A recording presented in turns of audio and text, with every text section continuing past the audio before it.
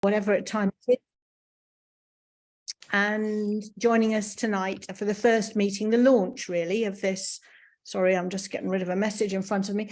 Now, I'm starting with a feeling of anxiety, which I choose to reframe as excitement, because I need that level of excitement to do my job, I think. But I am excited because this is an exciting start of maybe the next few months of us meeting and talking about the things that we're going to do. So I'm really delighted that you're thinking of joining in.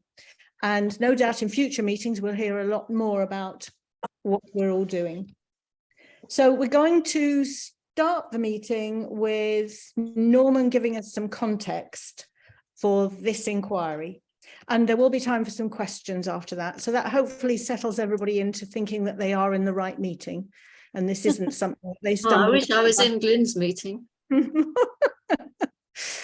So, and then if we would like to ask you to introduce yourselves with just a few kind of headlines. It doesn't need to be a long introduction, but just so that everybody gets a chance to say something and we hear things like where you're from. I'm currently talking to you from Epsom, the world famous Epsom, where the Derby runs. I'm not a big horse racing fan, but that's how people know Epsom, in the southeast of England. And then right at the end, when we've flagged up any kind of concerns or challenges or issues that people might have, we'll try and answer some questions if we have time. If not, we'll follow up with any answers or reassurances or whatever at a later date. Is that okay? Is everybody hearing me and able to? Okay, well, I'm going to. I had lots of nods, so I hope that's okay. It's nice to scan and see all those nodding faces. So Norman, now if I can hand over to you. Yeah, that's always my most anxious moment when I get my line. Welcome to everybody, and it's great to see you, and thank you very much for joining.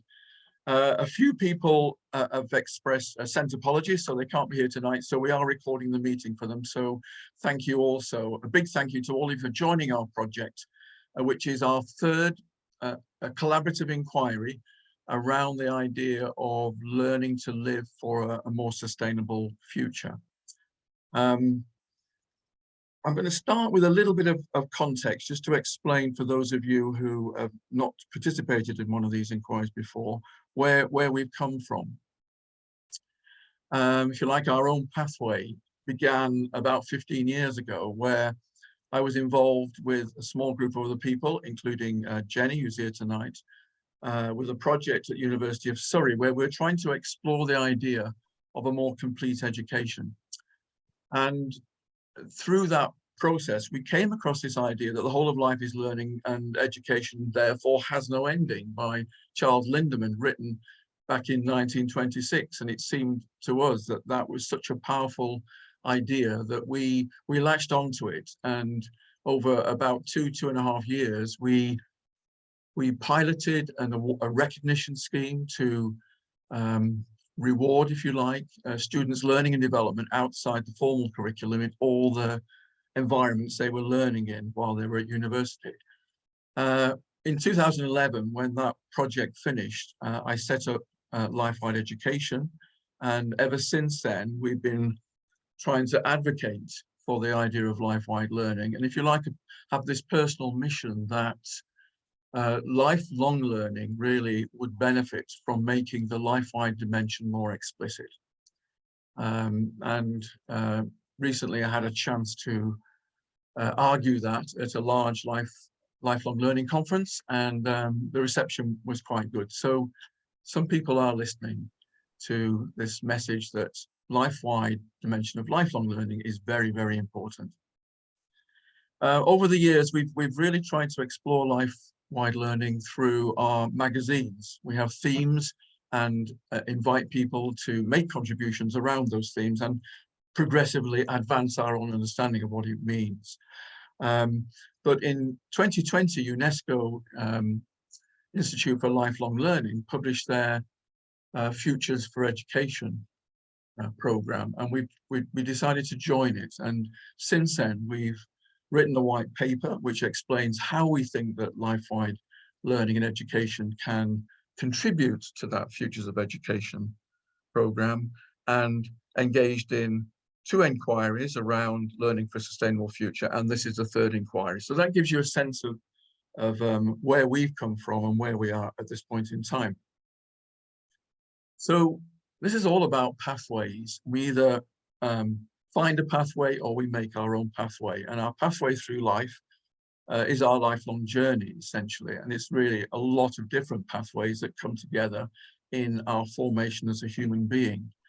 And what this picture tries to explain is that our lifelong learning is the accumulation and the integration of many, many days of life-wide learning. So if you take my picture of a boy of 10 and where I am now, that's 26,500 days of learning in all the different environments that I inhabit day to day. And this picture really represents 3 snapshots through life of the sort of environments in which I lived, where I had certain identities, I performed certain roles with different people, and in those roles undertook different things, communicated in different ways. And who I am really is the embodiment of all these different things, the integration of all that learning and all that doing throughout my life.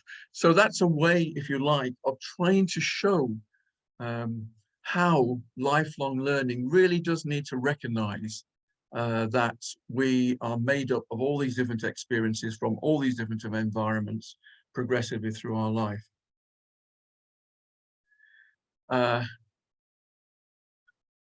What drives our learning? What drives our learning is our needs, various needs.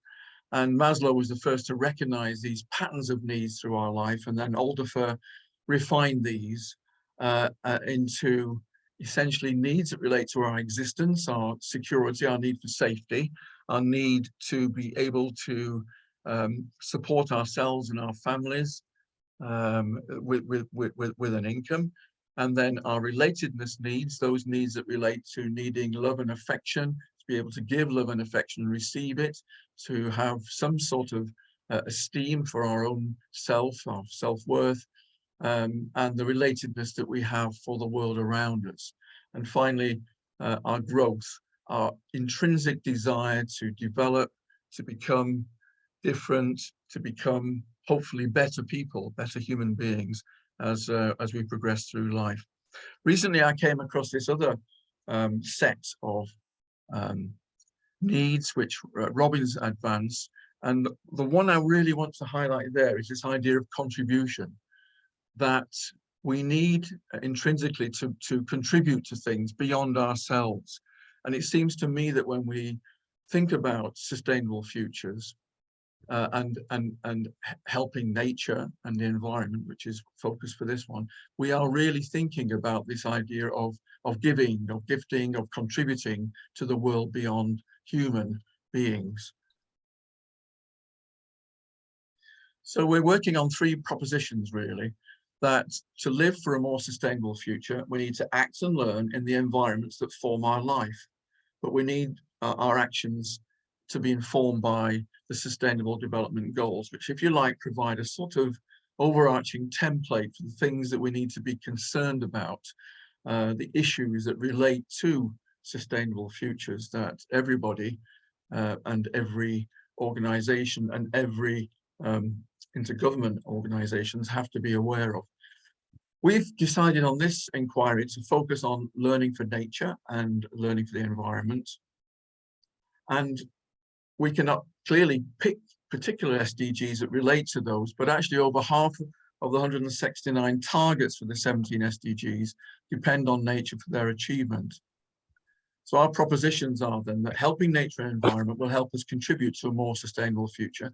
And a second proposition, that by helping nature and the environment, we will be helping ourselves.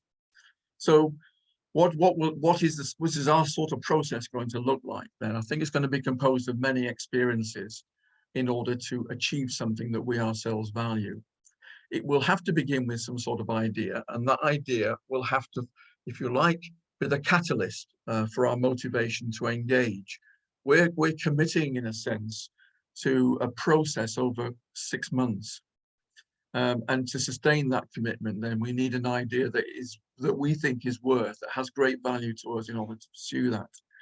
So using Dewey's model of how people interact with the environment, we perceive the environment, something happens to us, there's an emotional trigger about something in that environment that makes us want to act.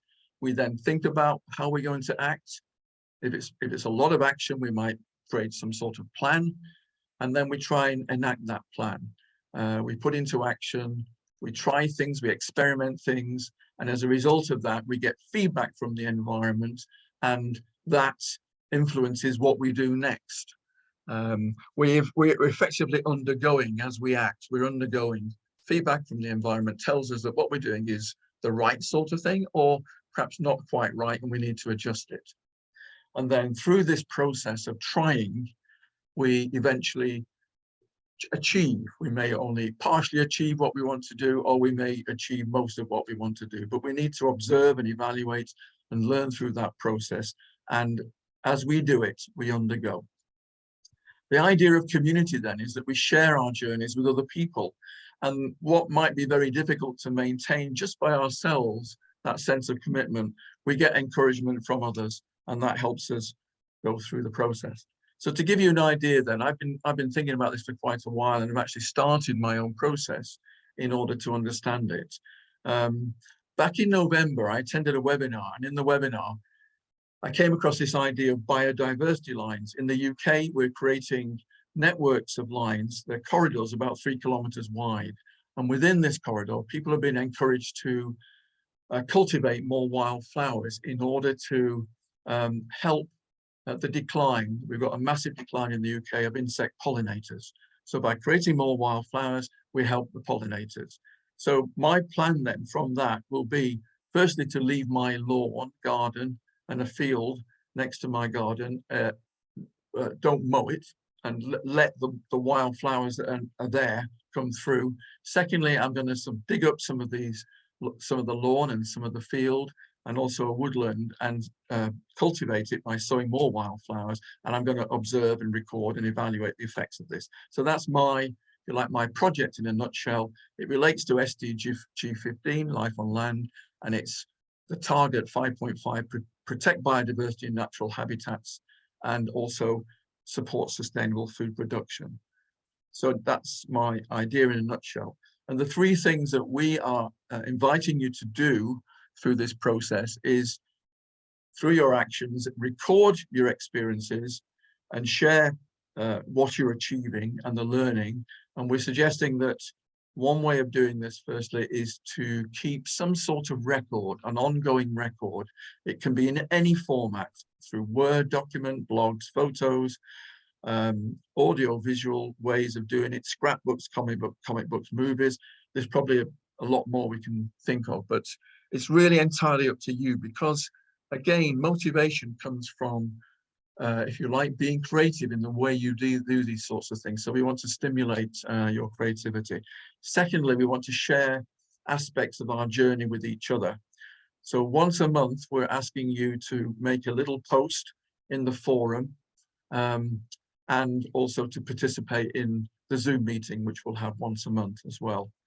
And thirdly, towards the end, we want to try and distill what we've learned individually and collectively through digital stories and a magazine. So if you like, that's our process, and these are the ways that we want to record our process. Why recording? Well, one of the objectives of what we're doing, I think, is to try and understand whether we can create ways of recognizing individuals' commitments and efforts to try and lead a life that is ultimately will lead to a more sustainable future. Our little social ecology then, we're all going to introduce ourselves in a minute. Jenny and Melissa and Rob and myself are the 4 facilitators. I don't think Rob is going to be here this evening. He's just gone to America, so he's still finding his feet there. We have a web page on which we'll curate our meetings and resources that we produce. We have our Pathways Forum on LinkedIn, which we're hoping that everyone will be part of. And this is where we'll share our ongoing reflections, and then our monthly Zoom meetings. As I say, we've done this 4 times now, and this is our 3rd inquiry around sustainable futures. But each time we develop, I think, a wonderful community that is supportive, respectful, appreciates and encourages each other, but is full of curiosity and generosity. And we hope this one will be no different. So those of you who've been involved before, please join in and show people who haven't been here before how we do these things. Thank you. Thank you, Norman. So I think this is time for any questions following Norman's presentation, giving us the context, explaining perhaps things you've read already, but for everybody to hear how we envisage this progressing and building on earlier work that Norman's taken us through. So are there any questions?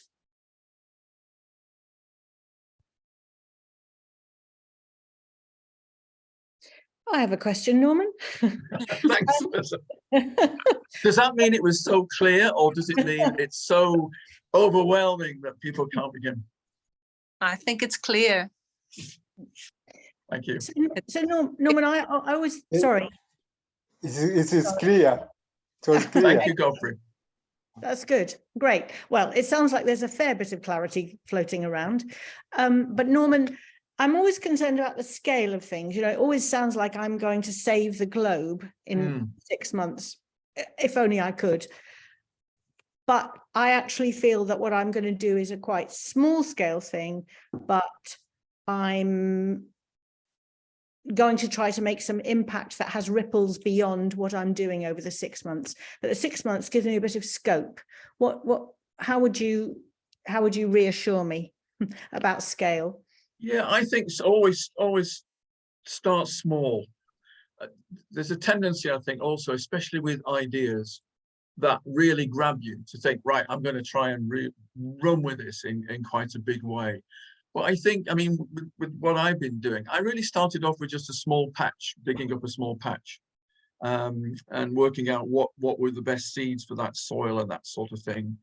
But because I've had plenty of time, I've had like over a month to play with it, I've gradually developed it into a bit more, and then I've done a bit more somewhere else. And it's really just up to how it fits in with your life. I mean, we're not expecting people to do great things. Small is good. You can get just as much learning out of something small as you can out of a huge, great project. In fact, often it's better to keep it small in order to explore thoroughly what it is you're doing. So I would say from any scale, as far as I'm concerned, if you're making a contribution, that's going to be valued and appreciated by everyone here. Because we have the time, I think one thing is inevitably going to lead to another.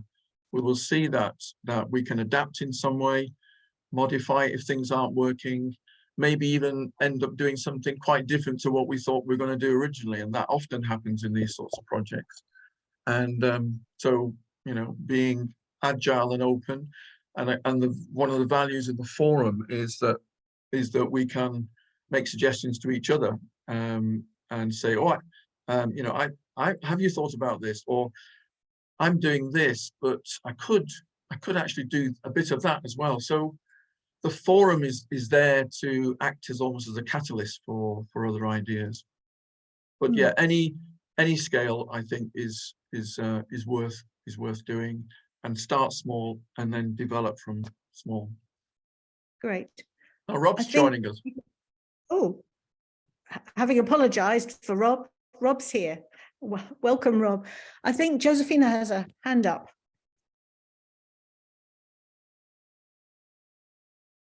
Okay, there. I think the scale is something that overwhelms everyone in terms of, I do want to do a lot, but because I've been here before, I would like to share the idea that whatever size you do, it feels big because you're sharing it with the community. So just because are systematized, you're making this systematic, and you are making this to share with others, which becomes academic, it becomes big, even if you're doing something small. So I think that's the big thing. It's like you participate in a community. Yeah, that's really helpful. Thank you, Josie. And now, Jenny. Can I come in there?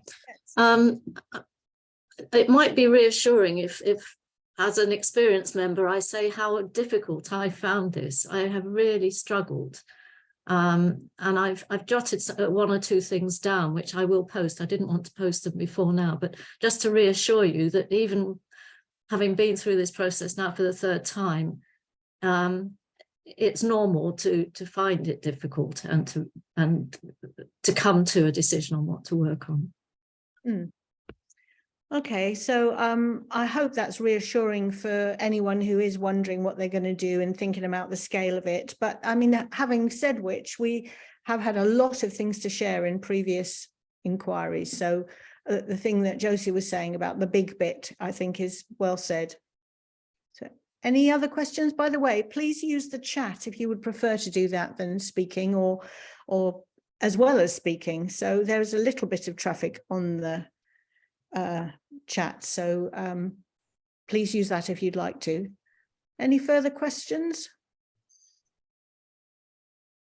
It doesn't sound like it, Norman. It was obviously so comprehensive.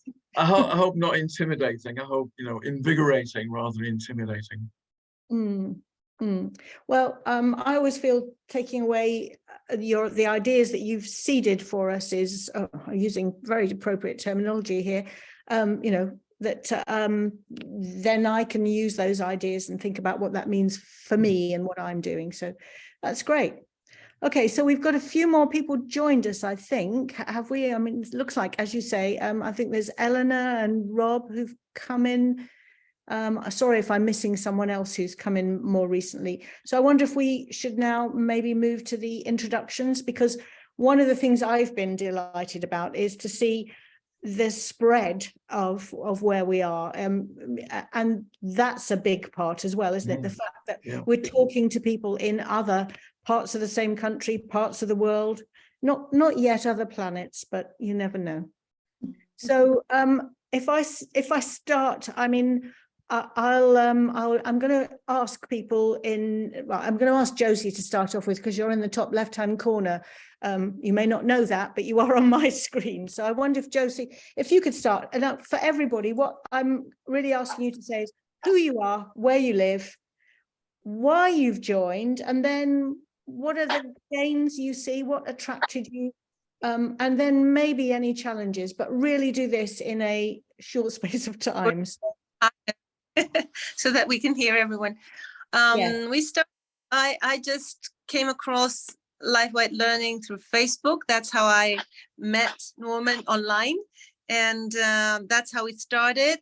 I'm in South America, in Chile. I based in Chile, worked for a short while with Kingston University. I've got an MA with them.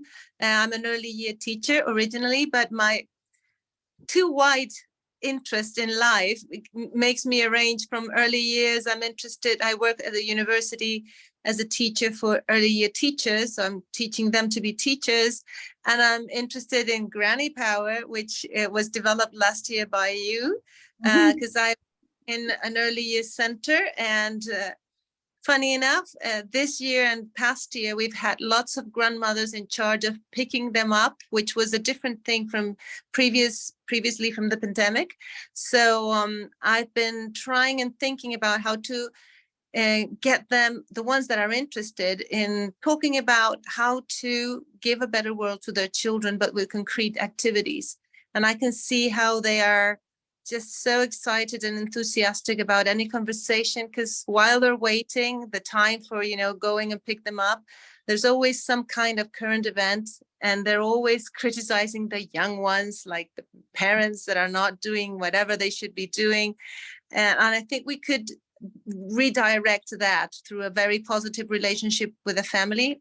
I'm interested in the idea of a tribe, basically, and go back to this idea of support and not criticize more than that. and more than anything, and give them the opportunity of having this wildlife learning experience, also learn from children on how they relate to nature. So that's why I'm interested in continuing that idea. And the World Day, the Planet Day, Earth Day, is coming by the mid-April.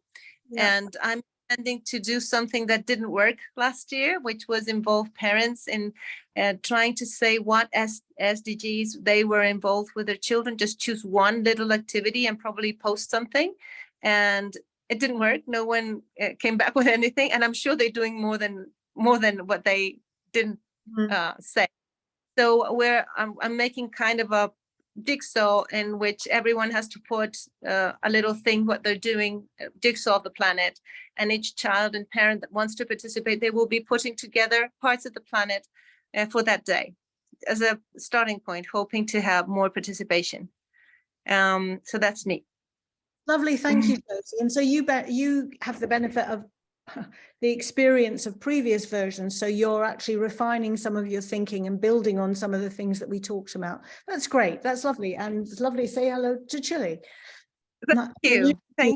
I don't usually do that in my evenings, so so maybe if I go, Jenny, I'm moving over you, I'm moving along on my screen to Valerie. Valerie, would you like to say something about the sorts of things I flagged up, you know, who you are, where you're from, and what attracted you and what your concerns might be? Thank you. Thank you very much, and delighted to be here. I'm coming to you from Tipperary in Ireland, literally a long way.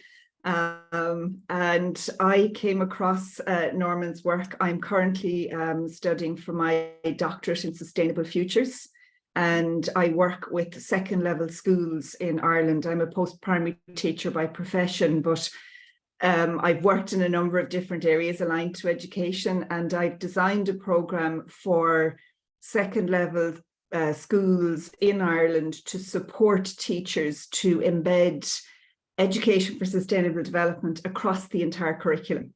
So trying to look at inclusion and moving sustainability and environmental learning and climate learning away from that overwhelming piece where just a narrow number of students engage, and trying to highlight for teachers and for students that actually this is everywhere. This is about everything we do and the way we live and the way we learn, and it's everybody's business.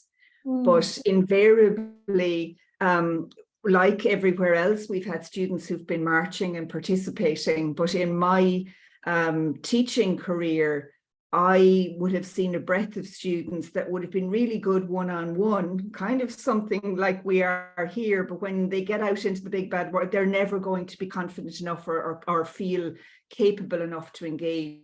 So it's really about, again, that life-wide piece and getting them to consider when they become plumbers and hairdressers and architects, that they're considering all those pieces as well, and looking at things like, where's the water going in the hairdressers, what plastic are they using? And it's about that connection. So I suppose broadly it's inclusion, and something that somebody said earlier about, I feel people are very, certainly in my sphere, very panicked and overwhelmed, and it has kind of paralyzed people a little bit. So just kind of in connection to what we're doing this evening, this is great. It's always great to meet like-minded people and to share, you know, that uncertainty, you know, that I think is in your head, but when you get to share it, it's great. So one of the things I do when I train teachers is I challenge them to do something with the learning. So the thing that's coming up in May, we do a May Day for sustainability in the schools. And this year I've challenged them to create a metre of meadow. So very much like Norman's No Mow May, the schools are going to find, and the metre was because we have some urban schools who have no green area. So there's a way of creating with found pieces. And I have a number of caretakers in schools who are weeping a little bit because they can't mow their neat edges. So there's trauma support as well as creating the metre of meadow and asking them to share the butterflies and the bees and the plants and the natural plants that grow, and to avoid using the flower bombs and the wildflower seeds, and just to see what happens naturally. So, and we use Twitter, we use social media just to record that. So yeah, so that's kind of my background. I worked in the Department of Foreign Affairs for a little bit in Ireland while we were involved in the negotiation of the Sustainable Development Goals. So that's where my ESD journey started. So Lovely. delighted to be here and delighted to hear from everybody, and thank you for the invite. Thank you. So it sounds as though some of us have already got some ideas that we would fit in with things we're doing or build on something we've done, which is great. But don't worry if you haven't got a fully formed idea, others haven't. So could I ask Godfrey, could you introduce yourself now and tell us where you are and what attracted you and what your concerns might be? Okay, thank you very much. I'm Godfrey Mwewa, based in Zambia, in Southern Africa. I work for the University of Zambia, a public university, as a senior lecturer.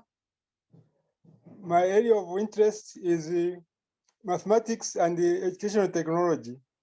Mm-hmm. Yes, I came across Norman's work through the UNESCO and other platforms, other international organizations like for distance education. So I was attracted to his work, so that I would like to learn more. Yeah. Okay. So you found us that way. Do you have what particularly attracted you to join in? When it came to the work of lifelong learning, yeah, I want to, because I deal with students, adults who I want to progress. So I wanted to learn more from him, yeah, and the group. Okay, okay. And any particular concerns from what you've heard already? Okay, I think maybe I just need to adapt, because I'm usually at work, because I'll find time or to find out to contribute actively. Yeah. Yes, yes, okay. So that I learn with you. Okay, okay. So, I mean, finding the time, I think, is quite a challenge unless you can embed it in other things that you're doing, which some of us have found some very clever ways of doing that. So either it fits in very well with our interests or we can do it alongside other things. So, yeah, okay. Thank you, Godfrey. Thank you very much for the encouragement. Eleanor's actually written in the chat her introduction. I've just seen that pop up. So obviously, as she's in the office, presumably she doesn't want to give her introduction to everybody who's working around her, but she's from Ontario in Canada, as you'll see. So when you get a moment, have a look in the chat at what Eleanor's said. Maybe we'll come back to that in a minute when people have had a chance to look.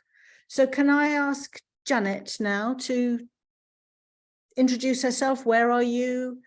What attracted you to join in? What concerns you might have?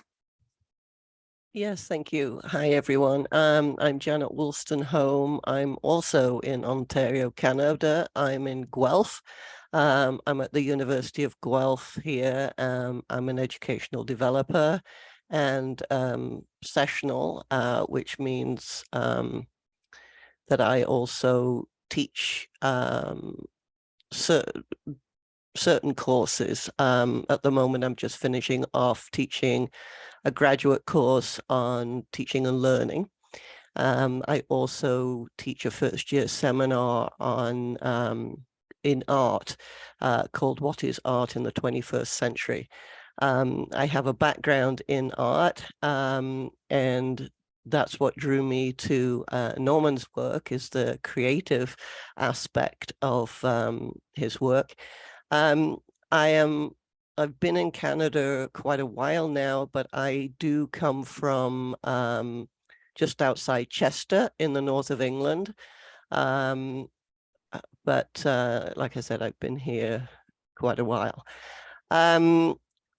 What attracted me to this, a couple of things, I think. I was part of the team's efforts last year, and I really enjoyed doing that project. It was a collaborative project with the office, and we were returning to the office after COVID. We're still fully not there, actually. It's quite funny.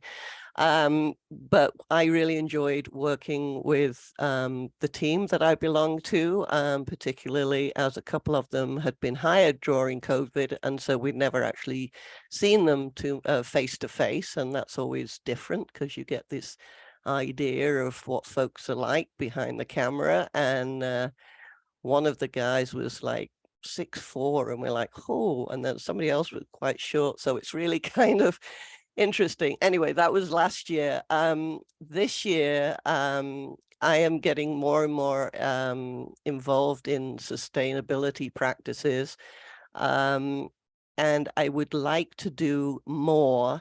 I've been thinking about growing my own vegetables and herbs. I've dabbled in that in the past with herbs, but not too much with vegetables. So I would like to do some of that. And actually on the weekend, we got some reclaimed barn boards. So my husband's going to make me some raised garden beds. We also have to redo the front of our house. There's a fairly big tree in there, and it soaks up any water that you put down. So we have to kind of redo that, and I would like to do it with no grass if possible. Guelph is a unique place to live because they do a lot of sustainability and all these kind of practices, and actually the city will have somebody come to your house and talk to you about how to plan your garden in a sustainable way. So I've just signed up for that, so hopefully we can get some ideas and create something there. Just to reply to Glenn, Chester, I was about 8 miles from Chester, a place called Northwich, Sandy Way in Northwich. So that's where I grew up. Yeah, my dad was from north of Manchester, Rochdale, and my mum was from Liverpool. So they met at the University of Liverpool. So that's kind of where I come from. Yeah. Yeah. Okay. Thank you.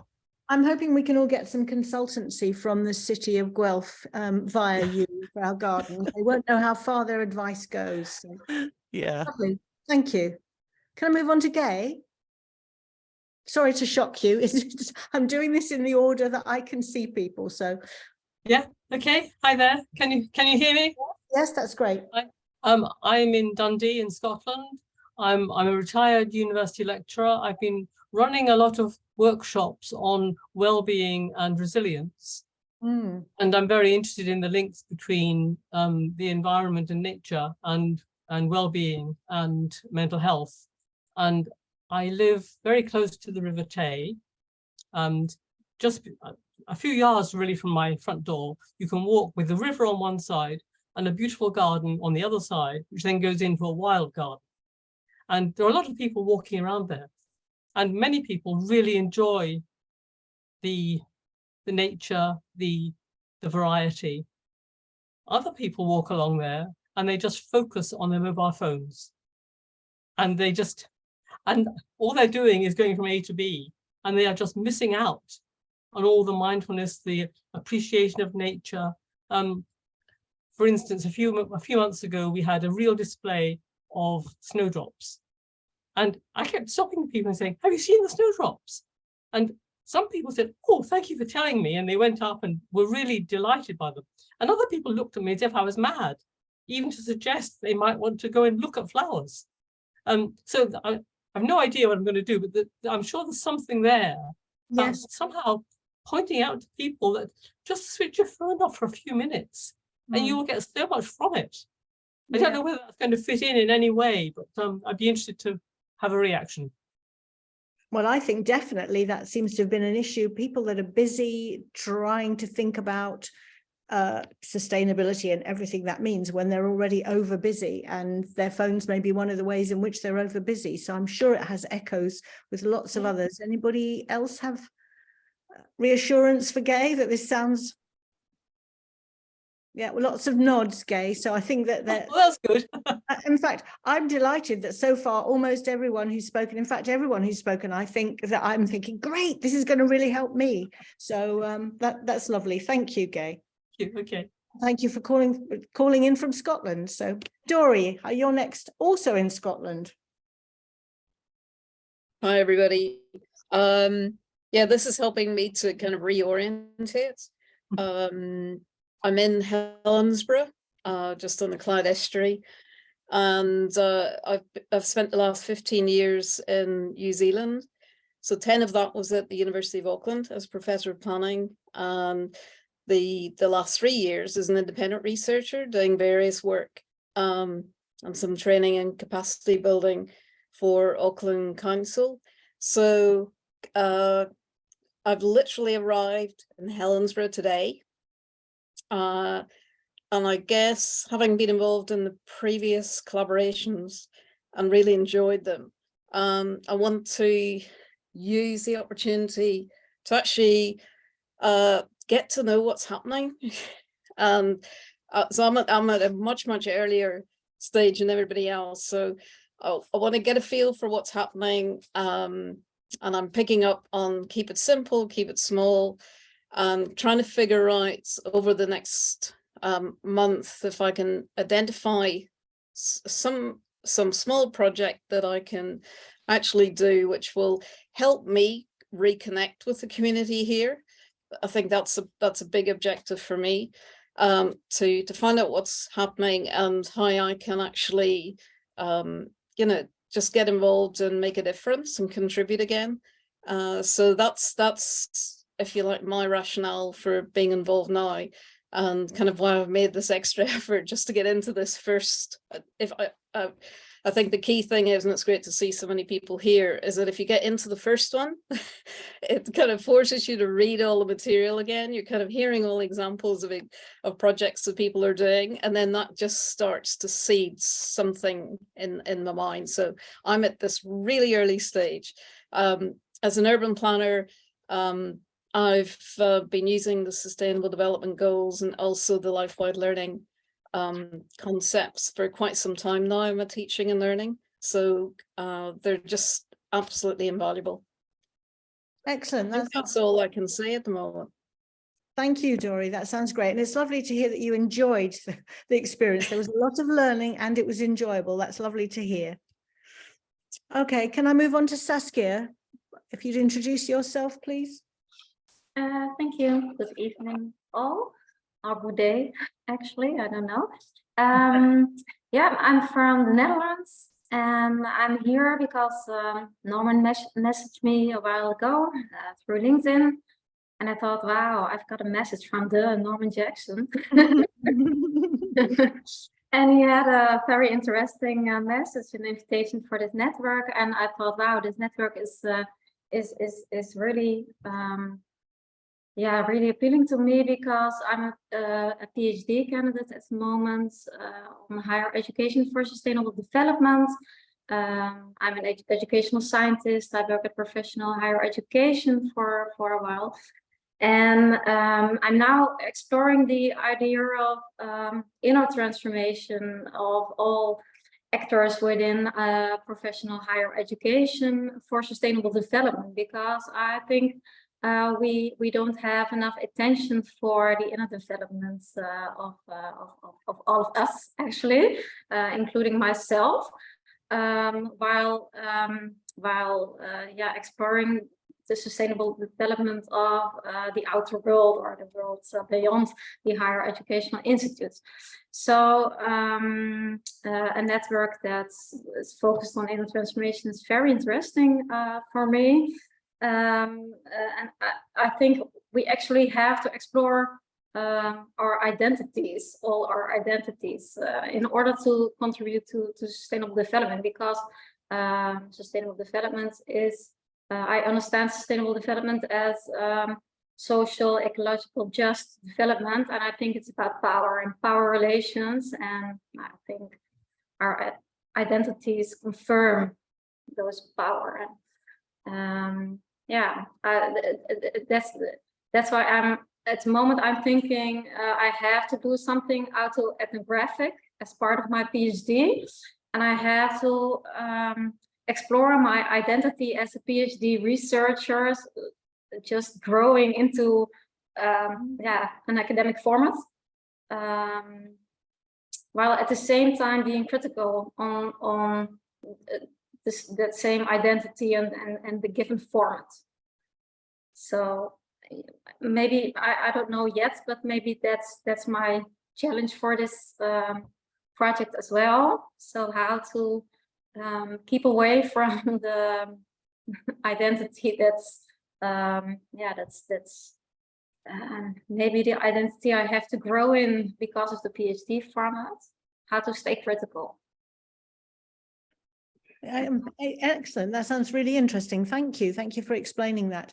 I think I'm really interested in the idea of identity because so many of us have had to think about how to actually act in the face of this overwhelming agenda in previous exercises, previous inquiries we've been involved in.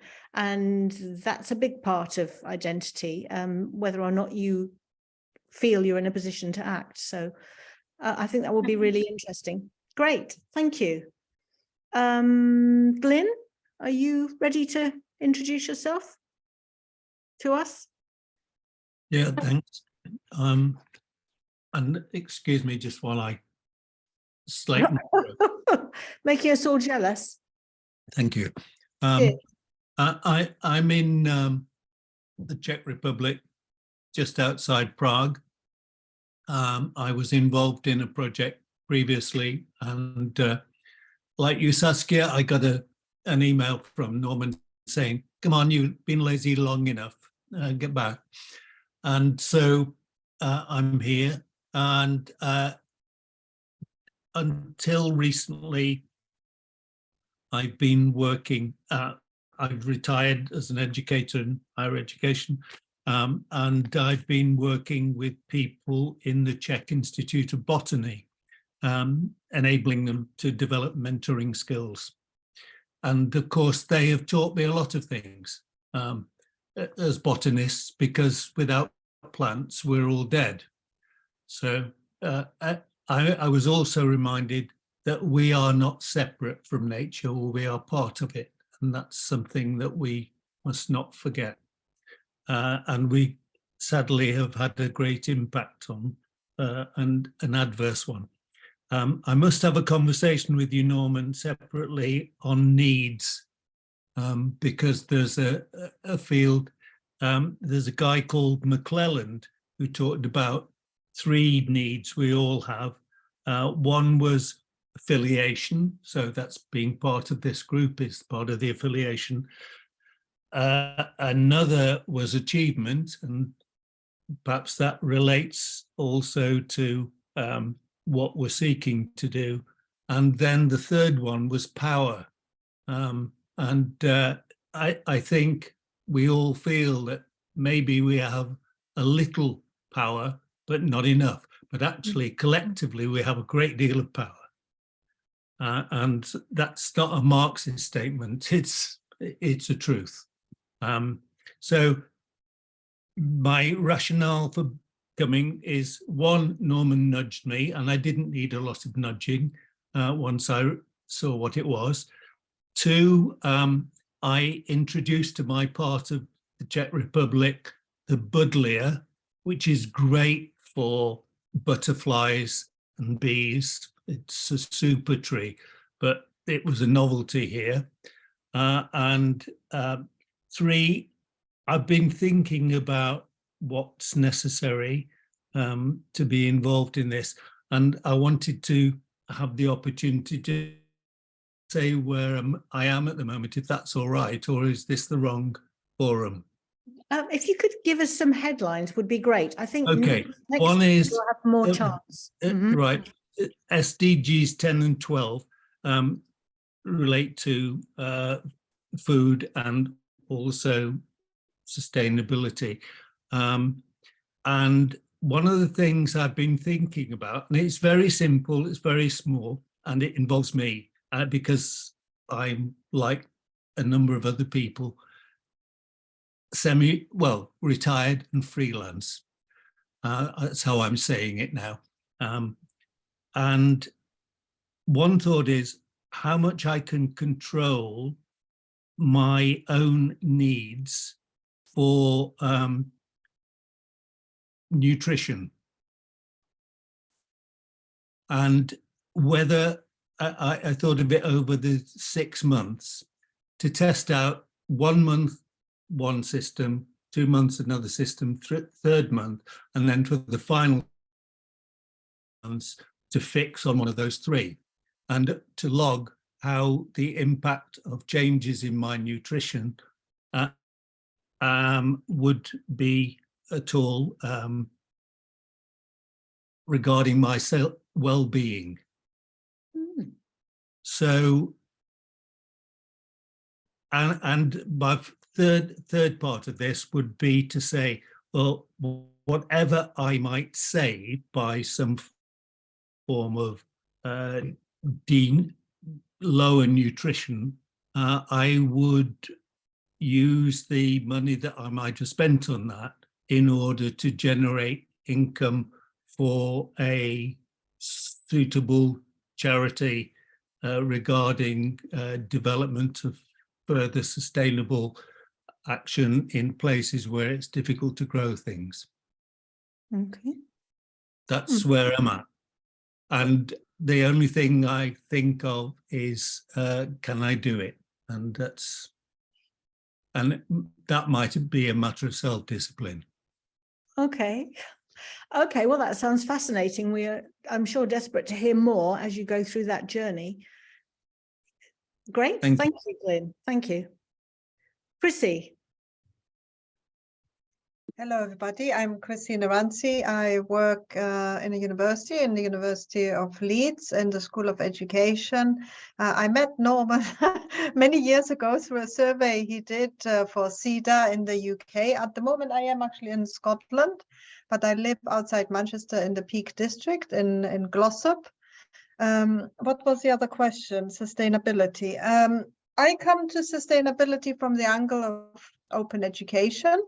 I'm an open educator. I've set up a number of professional networks and communities in the open and open education resources.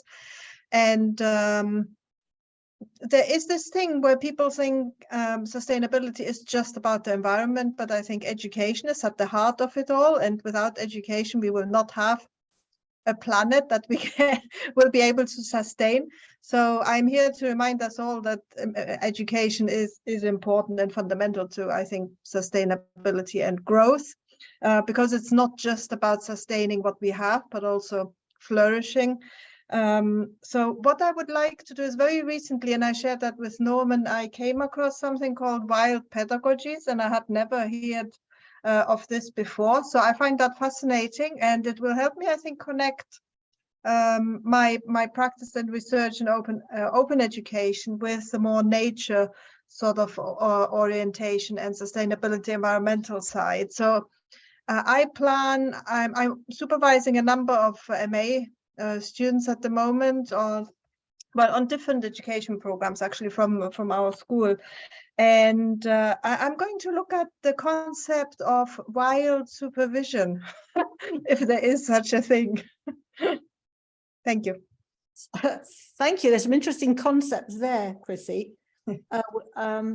That's great. Thank you. And you have obviously been involved before and have linked up with Norman in the past. So thank you. Now, we are losing a couple of people, and I know we're getting to the point of it being nearly 8 o'clock here. Sorry, the 1 hour has gone by. So I'm sorry if people are having to go, and we still have a couple of people that a few people I would like to hear from. Is that okay? Are people able to stay for another 10 minutes or so? Is that okay?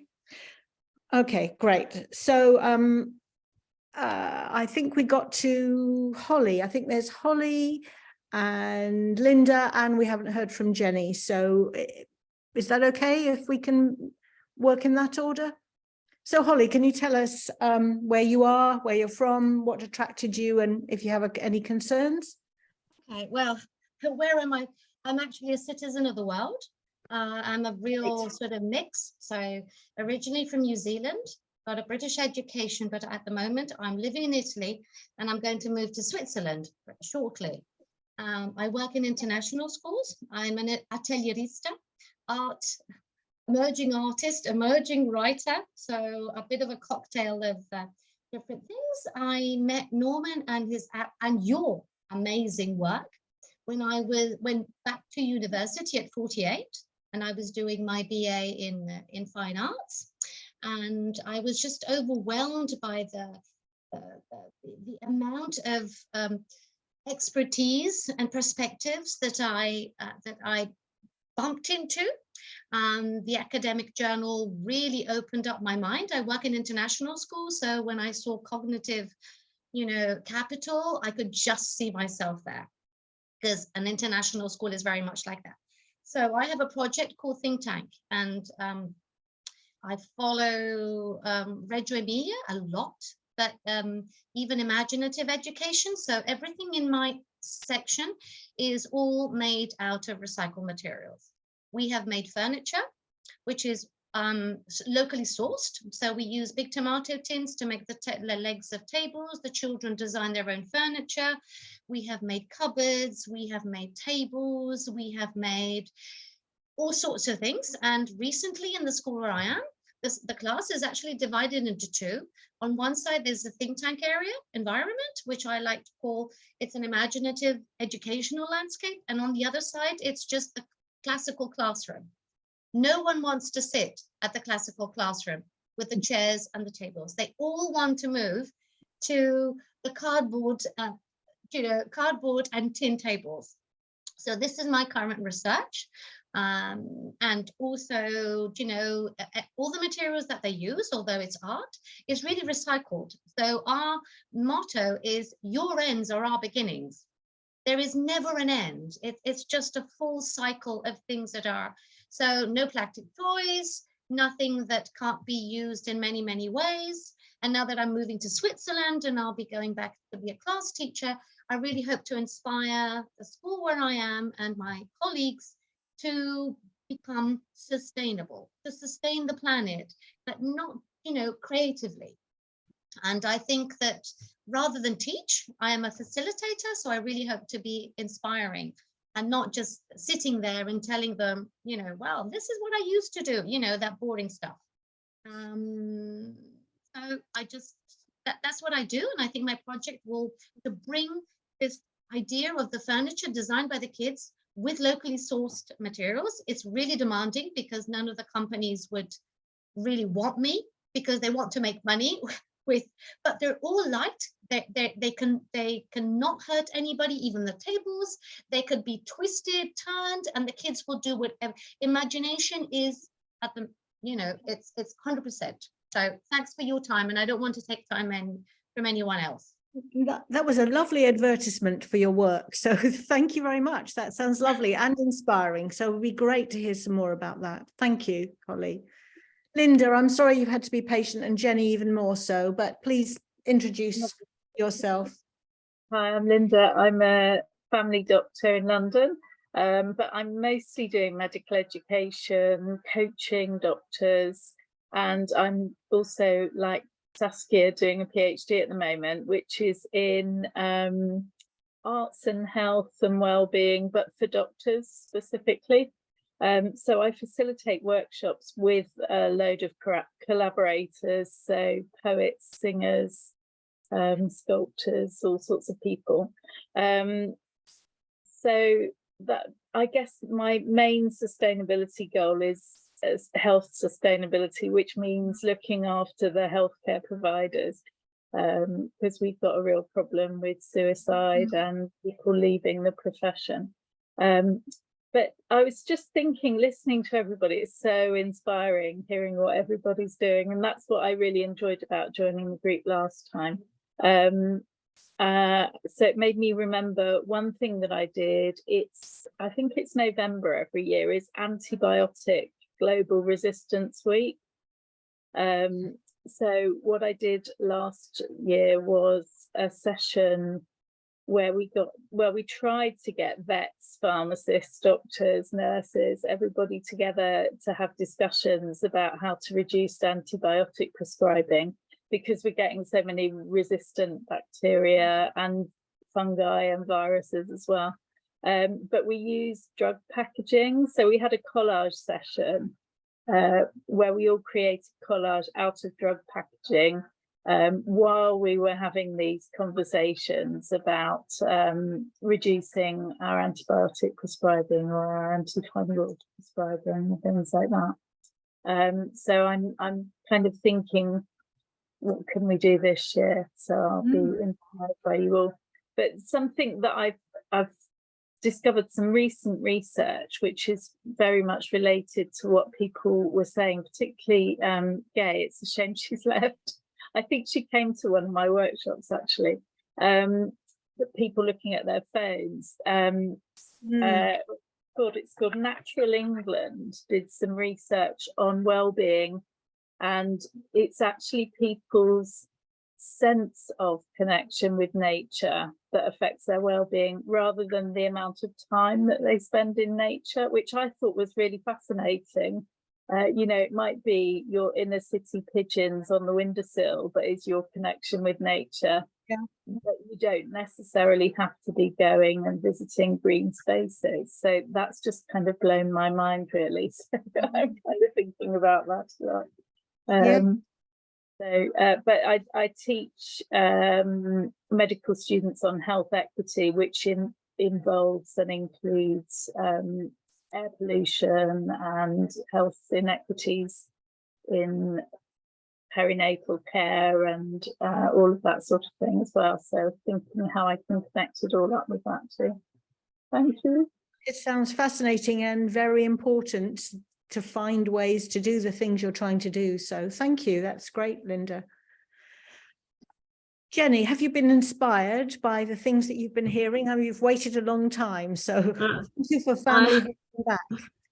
I've been thoroughly inspired and feeling very humbled by the really ambitious projects that are coming along. I'm also impressed by the fact that 2 or 3 of them have mentioned well-being, which is the area that I want to look at. I won't say anything about my background. You can look me up if you're interested. I'm in Kingston, which is the nearest reference point for anyone who doesn't know Greater London.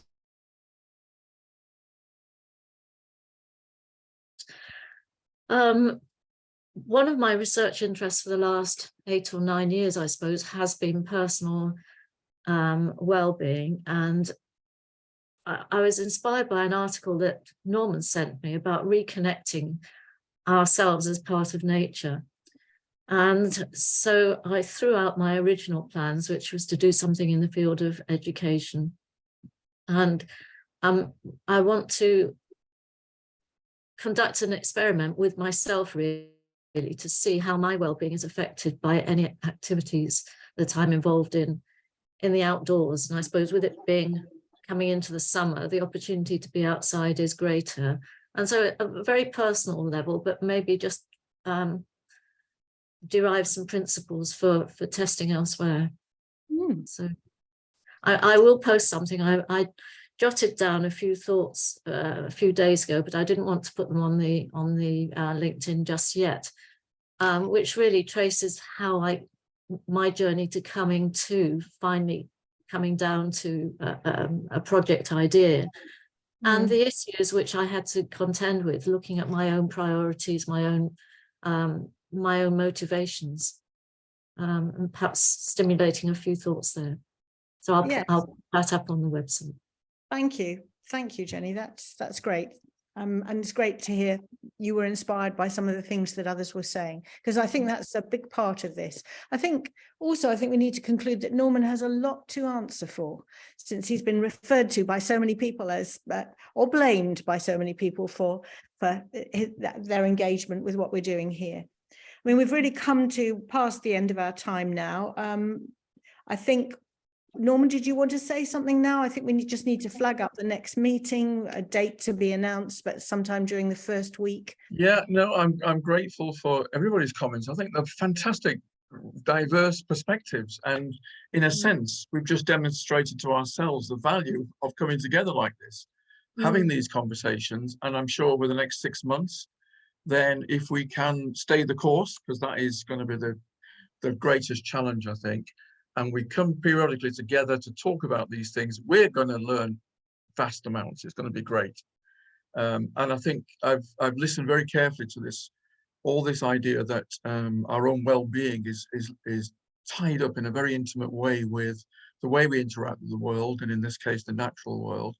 And Saskia's comments about identity and how we change ourselves in the way Dewey would say, we undergo. And I think we're all going to undergo through this process. So I'm really looking forward to it. Thanks very much. I'm totally energized. That's great. So maybe we just need to close the meeting now with a reminder, but we will send out reminders. There'll be a date in the first week of May for the meeting. Is that right, Norman? First week of May, yeah. Yeah. And what we are hoping in the next couple of weeks is for everybody to post a slightly formed idea about what they're going to do. So some people are way down that process and others are just feeling their way, but just to start the ball rolling so that we can see the array of ideas that people have and make connections and offer help and links and all of those things. So the process starts. Is that okay with everybody? And thank you for staying with us for this slightly longer time. It's wonderful to be in touch with people across the world and with this common interest in mind. So thank you. Thank you, Melissa. Thank you. Bye, everybody. Bye. Thank you. Bye-bye. Bye-bye. Bye. Bye. Bye.